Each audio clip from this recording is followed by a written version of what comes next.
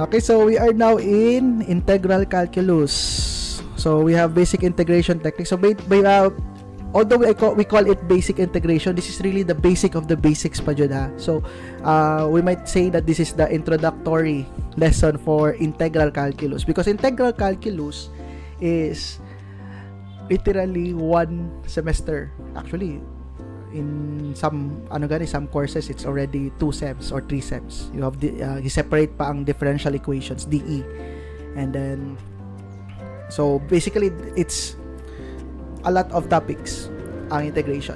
So for for senior high school, at least we are familiarized with the basic formulas. That's the goal.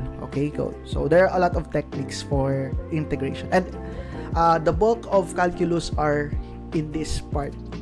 Okay, so mingon jud ka calculus kadaghanan na jud dere. So kung we have differential, we have derivatives, but most calculus is in this part, integral.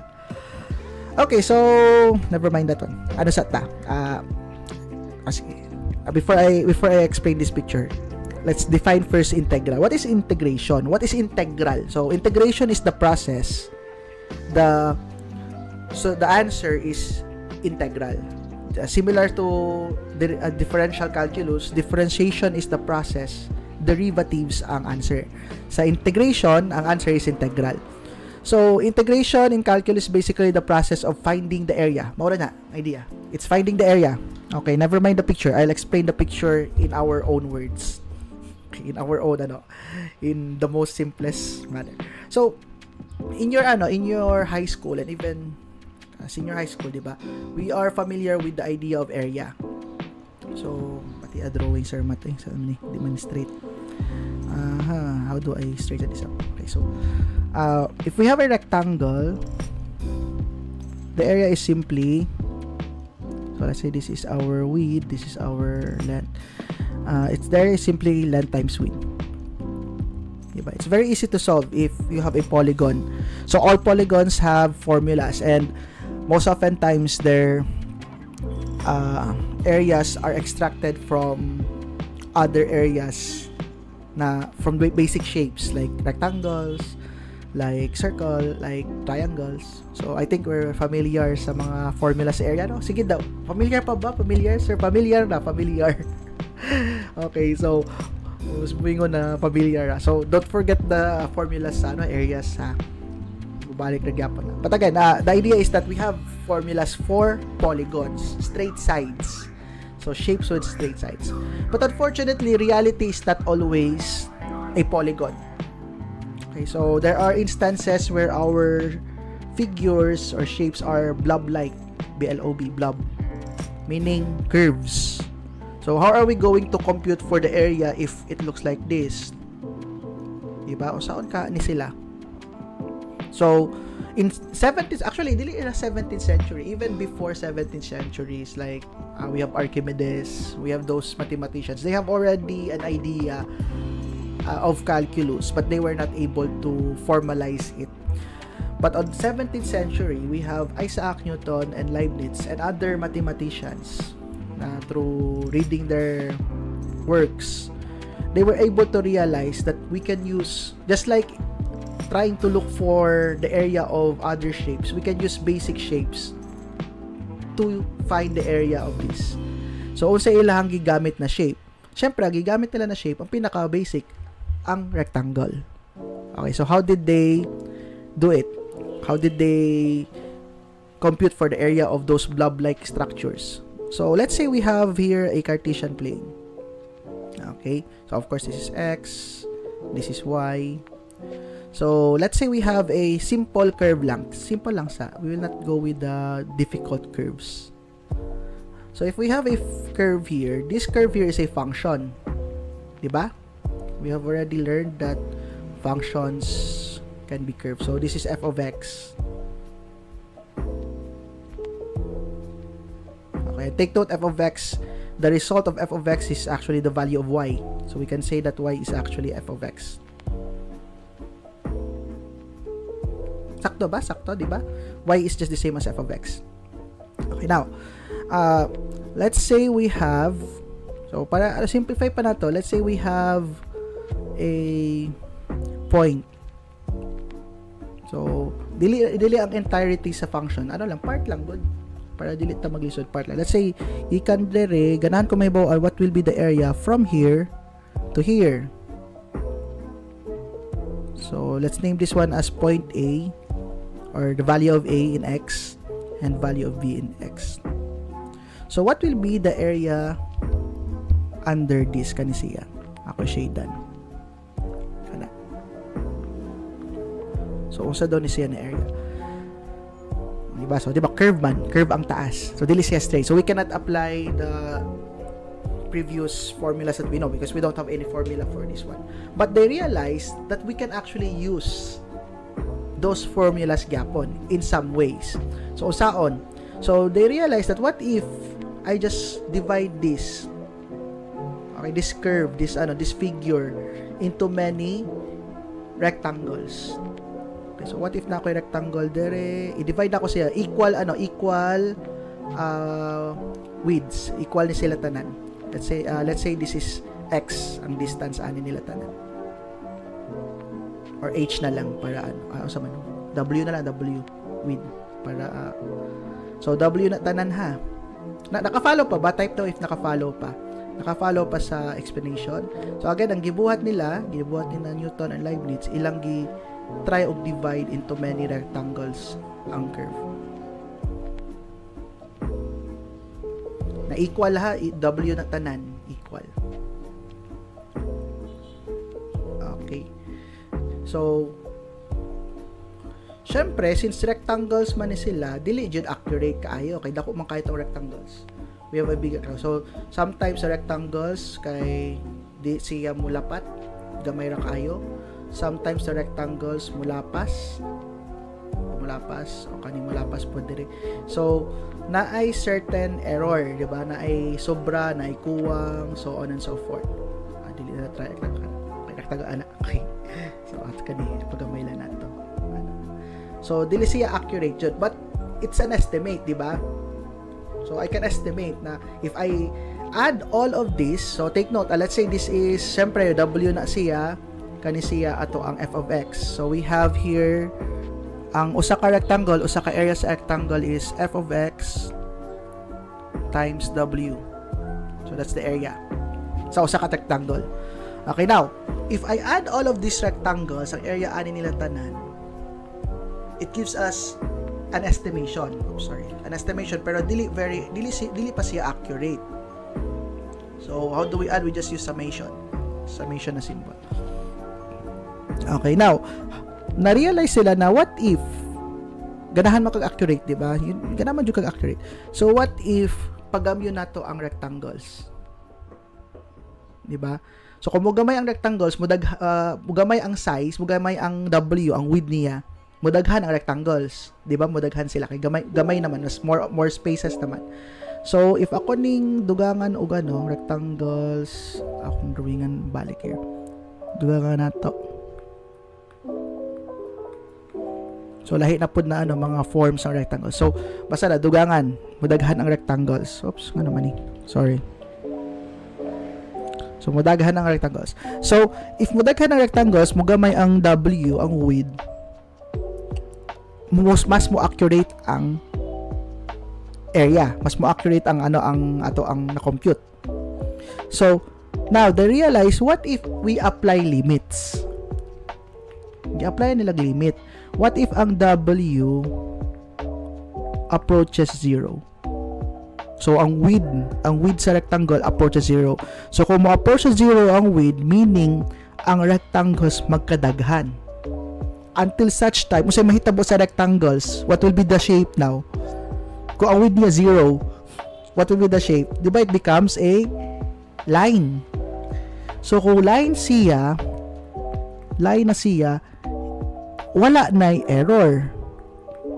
Kaya nga naman, it's 1-to-1 naman. It's 1-to-1. Every point at the curve. Okay, so next ba?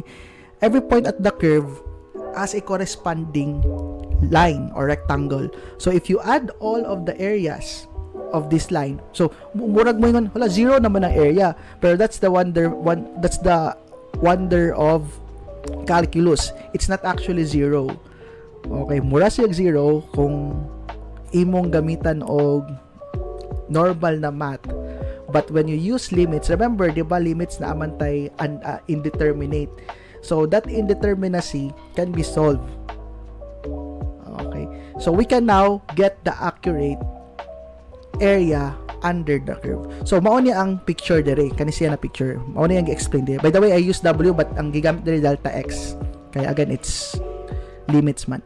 So to find the area, so that's why it's here, it's stated area. We have the limit as the width, delta x the width. Mao man ni sila. Kani sila na width. Get approach sa zero. So say nahitabo. So kanang take note, yellow ang rectangle ha. Mao man ni rectangle, basta kanang yellow. So say nahitabo, nahimo na silang line tanan dire. So there are infinitely many rectangles here with width approaching zero. But take note, it's not zero, it's approaching zero. So meaning nasa isulod, approaching zero raman. So if you add all of this, that will give you the area. So how do we solve this one? So we use this notation. Okay, so we have the summa notation indicating that this is a limit of the sum. So if we combine mo ni siya na ano na symbol, mao ni siya summa, limit of the sum from 0 to whatever number is your rectangles. Okay, so makuha na nato ang area under the curve. And in fact, your probability, di ba sa probability naman mo yung normal curve? So your z table exists because of this. So wala na mo gipa-compute, gipa-gamit na lang mo og ano. But you can actually use na say formula if you search for the equation of the normal curve, then get the integral of the area under that.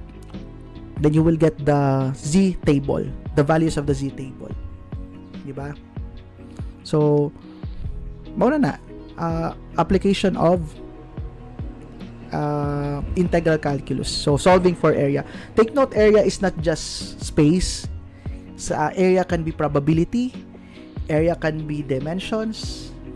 Okay, so the idea of area is not just space, but we're used to that idea na space ra siya.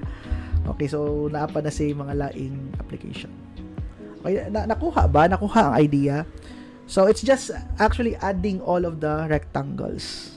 Okay, now they realize also na how do we add? Mawasa na problem, di ba? If you try to look at this, how do we add infinitely many rectangles? So they realize that there is a connection between area and derivatives. Okay, nga naman, kay the process of integration is just anti-differentiation. It's opposite. So, nakuha nila ang connection ani. So, taas explanation, but bottom line is when they try to extract, they try to derive the formulas, they realize that every time that they answer the integral, pakita na to illustration lang ako buhaton, not the proof, kay taas man ang proof ani. But if you try to illustrate, makuha nimo ang answer sa integral using derivatives. Okay, so that's why it's called anti-derivatives, or the process is anti-differentiation. Sometimes integral are called anti-derivatives. So we have the first formula here. We have the integral of 0. Okay, integral of 0 with respect to x. The answer is just c. It's a constant. So c is what we call as the constant of integration. That can be an answer. So kaya kung 0 ang given, c ang answer. So ngano man. Okay, so they realize that, di ba, when we get derivative of 2, 0 ang answer, di ba? Derivative of negative 100, a constant, 0 gyapon ang answer. Derivative of 1/2, 0 gyapon ang answer. So basically, if balihon na to ang process, given si 0, kaya anti-differentiation man ang integration daw. So if we get the integral of 0, the answer will always be a constant. The given of the derivative will always be a constant. So generally, if we have the derivative of a constant, the derivative is 0. So for the first formula, since bali man siya, so we have the integral of 0 is just a constant. Nakuha ba? Nakuha ang connection sa illustration. So, in shorter answer, ang given sa integral, ang given sa derivatives, kay ang answer sa integral. Ang answer sa derivatives, kay ang given sa integral. Bali-bali lang sila. They are just two sides of the same coin. Nakuha ba? Nakuha? Type daw yes if nakuha ang idea. So bali-bali ra. Pag wingon kag integral, ang answer niya kay ang given sa derivatives. Pag wingon kag derivatives, ang answer niya kay ang given sa integral. Sige daw, type daw yes if nakuha. Okay, para ka move on ko sa I hope na sabtan ba. Kay it's very difficult to continue the discussion if you do not understand the idea of integration. So first, integration is area. Second, integration is anti-differentiation, opposite of derivatives. Okay, very good. So that's the first formula ha. Memorize na ninyo. By the way, sa exam DI, for integration, there will be no integration is just formulas sa exam. Sa quiz lang ko magpa-compute. So, ang computation, ako pa mang i-discuss later. But again, sa exam, since I have already submitted the exam papers, so, it's just formulas ra jud basta integration. So, part gyapon ni siya sa test 1. Okay. Naragyapo choices para dili maglisod og memorize. Okay. So, again, integral of 0 is constant. Okay, now, let's have another formula. So, let's have this. At let's extract the formula from the given. So, if we have derivative of 3x, the answer of this one is 3. Derivative of 2x plus 1, the answer of this one is 2. Derivative of 5x minus 3, the answer of this is 5. So, generally, again, we have here x, diba? So, generally, if we have derivative of kx plus a constant, any constant, diba? Constant man eh. So, syempre, k is also a numerical coefficient, a constant. So, we have derivative of kx plus c. The answer is just k.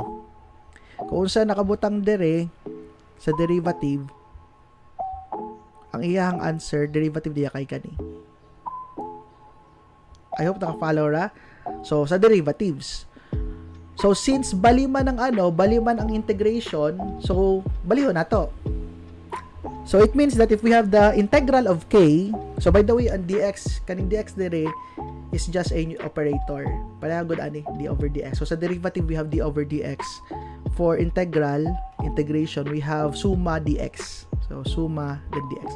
So, if ang given na to sa integral is k, so, the answer should be kx plus c. Kay bali-bali raman sila.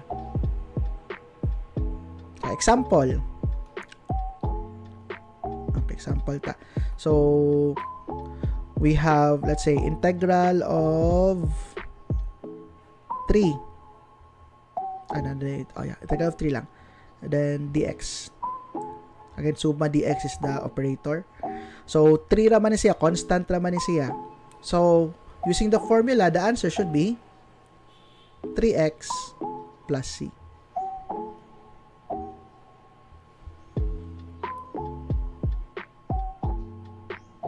Nakuha ba? Gets ba? Gets? Sige daw, type daw gets if nakuha. So, if we have integral of 5, the answer should be 5x plus c. Integral of 100, the answer should be 100x plus c. Ano lang ko ng idea?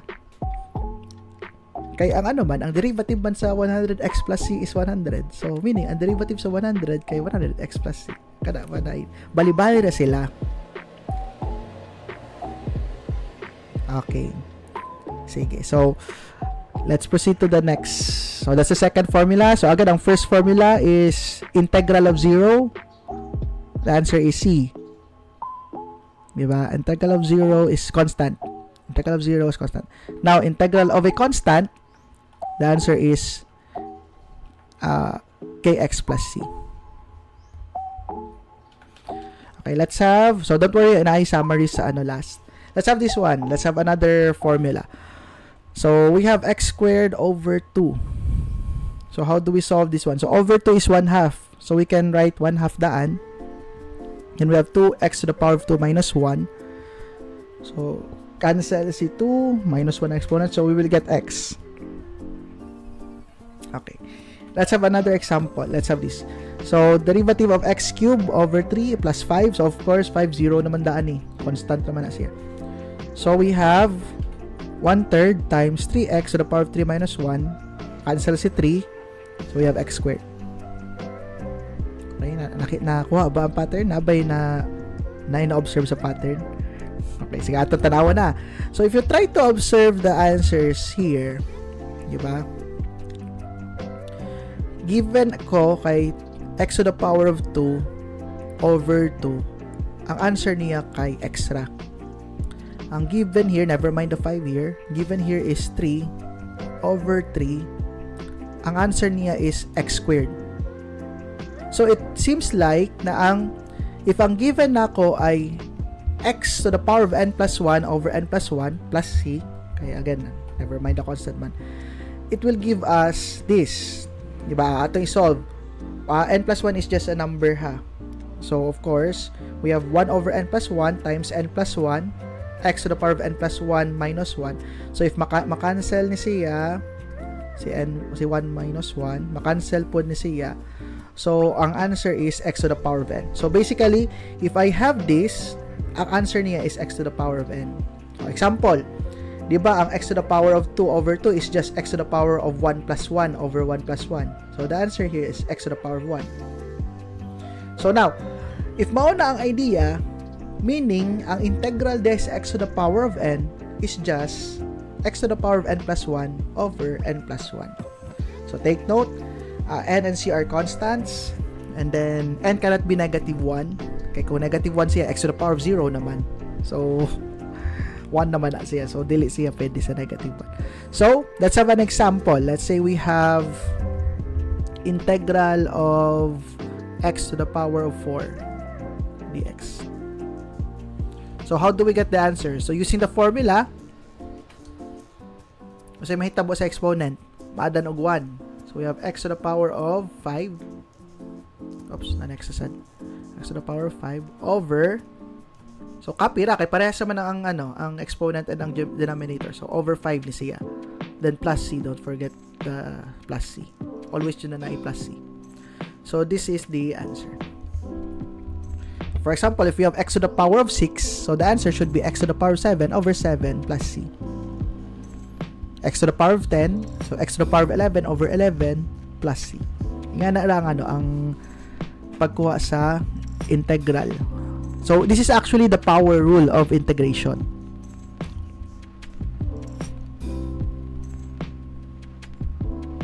Okay, so let's have this. Okay, we also have, so by the way, ang mga next formulas are just derived from limits, idea of limits. So, we have the constant multiple. So, remember sa limits na constant multiple. So, sa integration na apon. So, if na kay constant here, k, and then we have the function f of x, so k times f of x, si k pwedeng ipagawas. So, pwede natin ipagawas sa integration process. Because, again, limits man siya. Diba, remember sa limits? If we have limit of 2x, pwede man ipagawas si 2 limit x na lang. So, same mga idea dire. Since limit sa integration, we can apply the constant multiple rule for integration. Example. So, we have here integral of 2x dx. So, pwede na ito ipagawas si 2. So, para si x na lang atong solve. Integral of x. So, how do we solve this one? So, again, x is na-exponent. So, dili man siya constant, dili man siya 0. Kaya kung constant ni siya, dali ra. X man siya. So, the only formula that we can apply, as previously discussed, would be power rule. So, we have 1 sa exponent, na invisible na 1. So, what will be the integral of this? Sa x to the power of 1. Anybody in the chat? Type daw.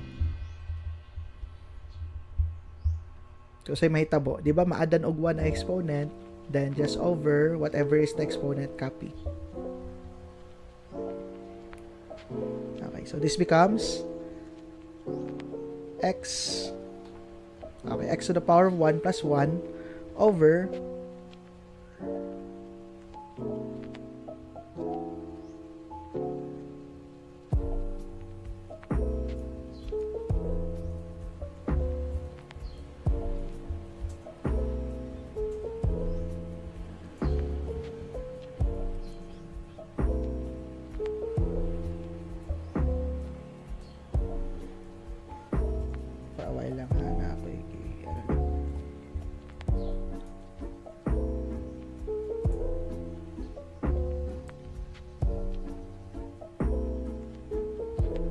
okay, very good. So it becomes 2x squared over 2 plus c. So syempre, may tabukang 2. Cancel c2. So final answer would be x squared plus c.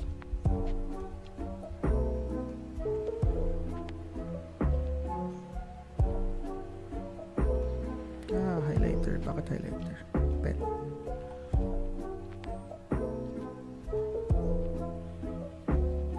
Okay, questions here.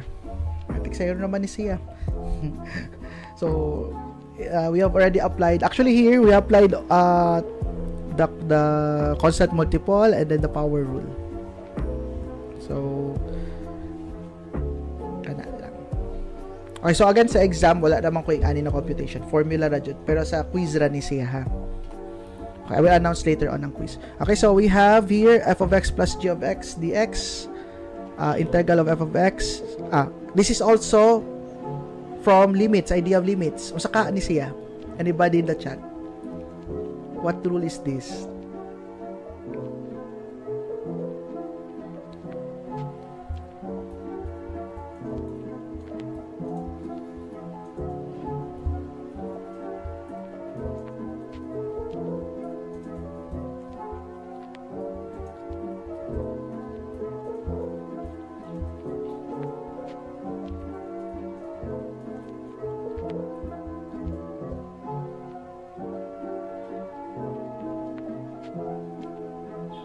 What rule is this? Kalimot na? Makakalimot na sila. This is sum and difference rule, di ba? Pwede na gyapon buhagon.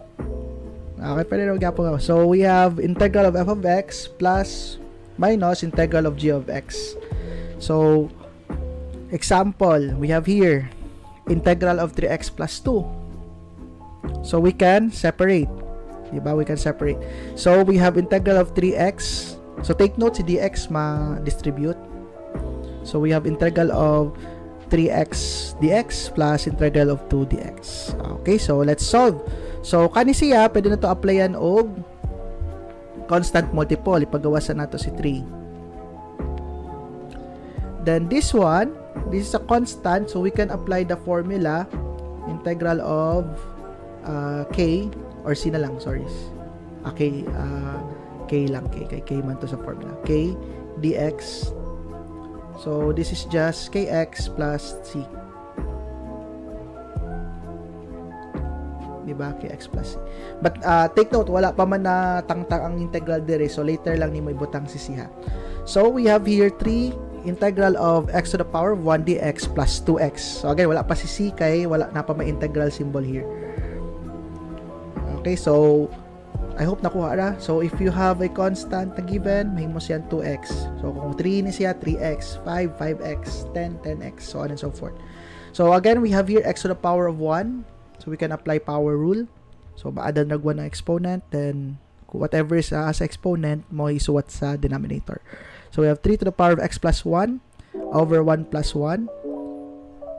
X to the power of 1 plus 1 over 1 plus 1 plus 2x plus c. So, tanawa na anay c dire kay wala na may integration symbol. Okay? So, we will have 3x squared over 2 plus 2x plus c.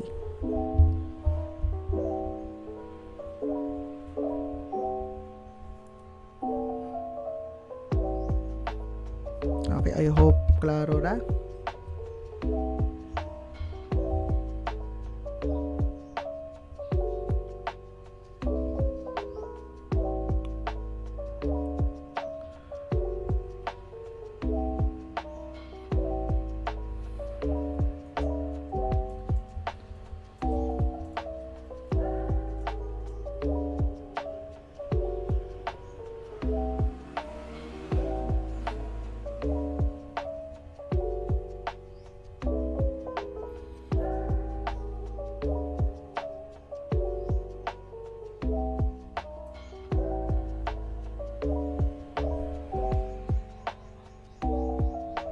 Okay, so let's have another another formula.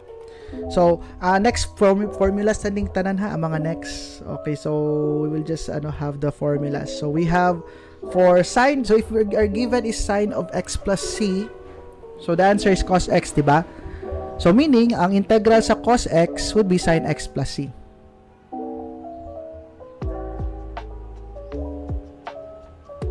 Okay, so that's the formula for cos. Okay, next, if we have derivative of negative cos x plus c, so diba, derivative sa cos x is negative sine x. So negative times negative, positive sine x. So meaning, ang integral sa sine x is negative cos x plus c.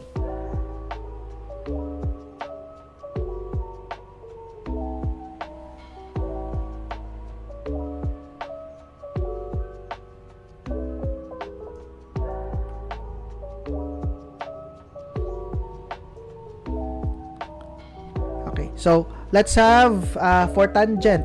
So, derivative of tangent, diba, secant squared. I hope na remember pa mga formulas ani ha. So, derivative of tangent. So, syempre, ang c is constant, 0 naman na siya. So, again, basta c constant na siya. So, meaning, ang yung integral, kabalehon. So, integral of secant squared of x is tangent of x plus c. Then, of course, if we have derivative of negative cotangent of x plus c, so derivative ni cotangent is negative cosecant squared. So, negative times negative, positive.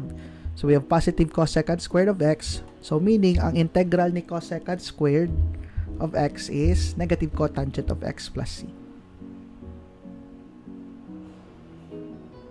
Okay, so let's have the last formulas for trigo. So, for secant x, so, syempre, ang secant x derivative niya is secant tangent. So, meaning, ang integral sa secant tangent would be secant x plus c. Bali-bali ra jud na. Nag-goal na sila. Bali-bali ra good. If you memorize already the integral derivatives, balihon na nimo, mauna na ang integral. So, negative cosecant x would be cosecant cotangent. So, take note, negative, gibutangan og negative kay para ma-positive ni sila. Kay kung negative ni siya, positive ni sila. Diba? Gibalhin na ang negative signs. So, for the formula, we have cosecant cotangent x. So, negative. Ang integral niya is negative cosecant x plus c. Okay. And then, we have last. So, by the way, for logarithms, we don't have exponential logarithms lang takutob. So, usara po sa logarithms. So, of course, derivative the ln of x is, di ba, ln of u is 1 over u. So, meaning, ln of x is 1 over x. So, the integral of 1 over x dx, or dx over x, parehas na sila, is ln of x plus c. Okay, so that's for the formulas. Okay, so take note, for the last part, we have the definite. Okay, ang definite, dili ni formula ha. Ato lang sabton. So, kani sila tanan, basic integration techniques. We call this one as indefinite. Okay, indefinite. Nganong indefinite man? Kay wala may value si x. Grabe sir, y value si x.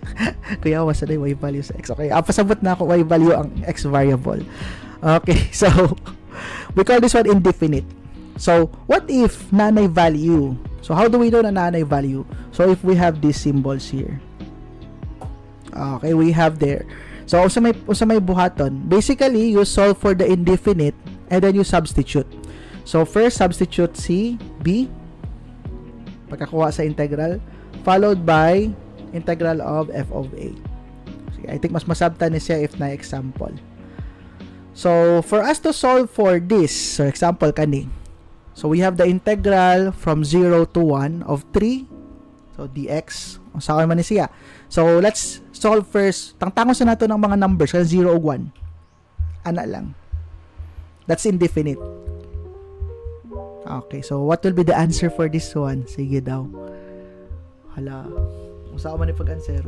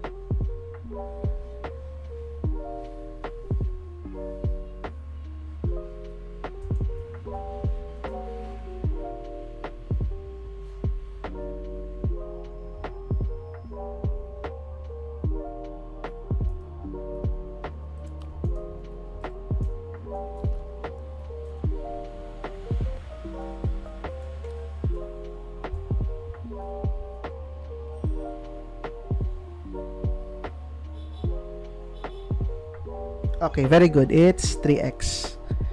Okay, so 3x plus c. So, syempre, buta na to plus c. Di kalimtan ha. Basta indefinite na ay plus c. So, sir, nga nung kailangan man jud na? Maujud na. Kailangan jud na siya si plus c because it's a family of equations. So, there should be a constant of integration. If walay plus c, wrong. Kailangan siya na yung plus c. Okay, so that will be our formula. So say buhaton na to.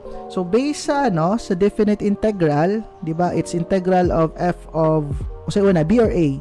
So ang pinakadako, ang taas, which is ang b. F of b. Okay, never mind the dx na lang, pwede rin ani. Okay, ang pattern naman ang kailangan. So kailangan nato ang minus f of a, integral of f of a. Okay, so we substitute. So kaysa may una, si b nato here is 1. So we have, for this one, we have 3 times 1 plus c. Followed by f of a. Si a is 0. So we have minus 3 times 0 plus c. Okay, I hope na naka-follow ra. So again, gi-substitute na nato. So bag-una always ang taas, the highest number, so 1 ang i-substitute. So, if we simplify this one, so 3 times 1 is 3 plus c minus 3 times 0 is just 0, then plus c. Distribute sa negative sign, di kalimtan, so ma-negative si c sa last. Okay. So, this will give us 3 plus c. So, c cancel si c, 0 naman ang 0. So, the answer is 3. So, definite integral answers are always numbers. Okay, again na, definite integral answers are always numbers. Kaya na may value ang x. So unlike sa derivatives na usara ang value sa x, for definite integral, since these are nganong duha siya. So if we go back to the explanation a while ago, this is area under the curve, di ba? So usa day ng 0 and 1. Kanang 0 and 1, these are referring to the numbers here and kani. So that's A and B. So how do you get the distance from here? 'Di ba? It's una mo na si B, bago si A. So to get the total area. So definite integral is actually area. Okay, let's have another example. So we have here integral of 2x squared plus 1 from negative 1 to positive 1. So we solve first for the indefinite. So tatangon sa nato ang number sa negative 1 og si 1. So we have here 2x squared plus 1 of the x. So what can we apply here? So take note, we have plus here, so we can apply sum and difference. Buwago na to. So distribute sa dx. So we have integral of 2x squared dx plus integral of 1 times dx, or 1 dx. Okay, and then we can use constant multiple, ipagawa si 2. And then of course, kani siya integral ni 1, so it's 1 times x, which is just x. So that's why we have here 2 integral of x squared dx plus x. So wala pa si c, kay na pa may integral symbol. So we can get the integral of x squared. So we just add 1 sa exponent, then over whatever is the exponent. So we have 2 times x to the power of 2 plus 1 over 2 plus 1 plus x plus c. Kaya wala na integration symbol or suma. So if we simplify this further, we will get 2x cubed over 3 plus x plus c.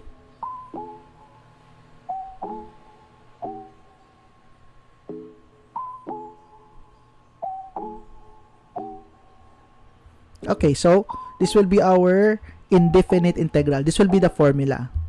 Okay, now let's solve for the definite integral. Okay, so for the definite integral, so balik na to si negative 1 o si 1.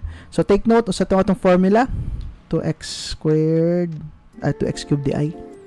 2x cubed, ako sang i-copy ha. Asa man ako is 1. Here. 2x cubed over 3 plus x plus c. Okay na, 2x cubed. So, we substitute 1 first. So, ang pinakataas ang una sa x. So, we will have 2 times 1 cube over 3 plus 1 plus c. Minus, kanina po nasa ubos. So, negative 1. So, 2 times negative 1 cube over 3 plus negative 1 plus c. So, we will have something like this. Again, substitute lang nimo. So, again, this is your f of b. This is your f of a.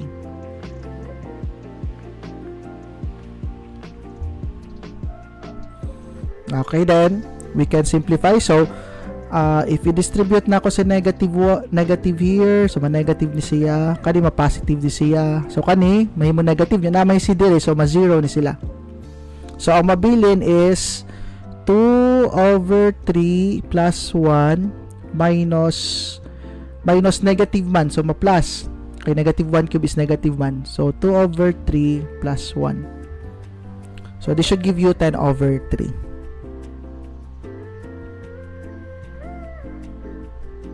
Sakto ba 10 over 3? Yeah. Okay, 4/3 plus 2. 4/3 plus 2 is 6. 4, 6 plus 10 over 3.